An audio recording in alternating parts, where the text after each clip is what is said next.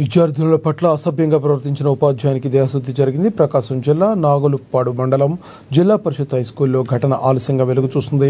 స్కూల్లో తెలుగు పండిట్గా విధులు నిర్వహిస్తున్న వినయ్ అనే ఉపాధ్యాయుడు గత కొన్ని రోజులుగా విద్యార్థుల పట్ల అసభ్యంగా ప్రవర్తిస్తున్నాడు.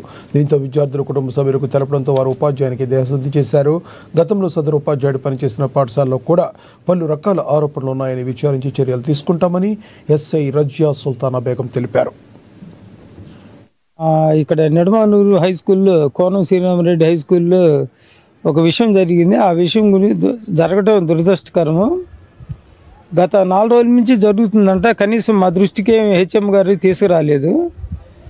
నిన్న వాళ్ళ పేరెంట్స్ వాళ్ళ నుంచి అడగటం జరిగింది. కొంచెం ఆవేశంగా మాట్లాడి మా పిల్లలు కొంచెం అతనికి కొంచెం కొట్టడం కూడా జరిగింది.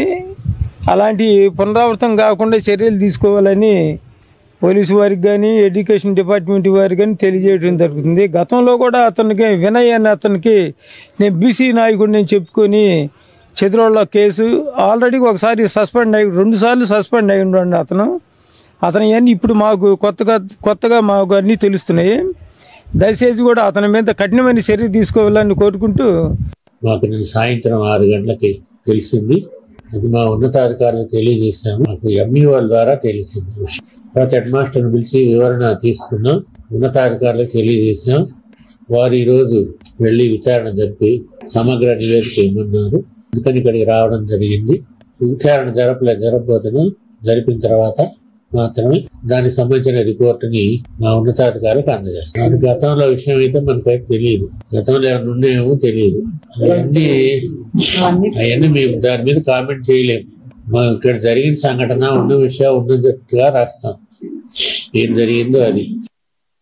నాగులపల్పాడు మండలం బి నిడమానూరు గ్రామంలో నిన్న జరిగిన స్కూల్కి సంబంధించిన ఇన్సిడెంట్లో దాని మీద మేము ఎంక్వైరీ నిమిత్తం వచ్చి అక్కడ కన్సర్న్ రిపోర్ట్ తీసుకొని దాని మీద విచారణ నిమిత్తమై ఈరోజు ఇక్కడికి వచ్చి ఉన్నాము.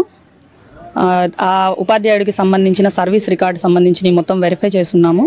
అతను గతంలో ఎక్కడెక్కడ చేశాడు, తన మీద ఉన్నటువంటి మొత్తం రిపోర్ట్ పరిశీలించగా తన గతంలో కూడా సస్పెండ్ అయి ఉండి కొన్ని క్రిమినల్ కేసులు ఉన్నాయని చెప్పేసి తెలిసింది. దాని మీద పూర్తి సమగ్ర విచారణ జరిపి ఇది నిన్న జరిగిన సంఘటన మీద కూడా రిపోర్ట్ తీసుకున్నాము. దర్యాప్తు చేసి పూర్తి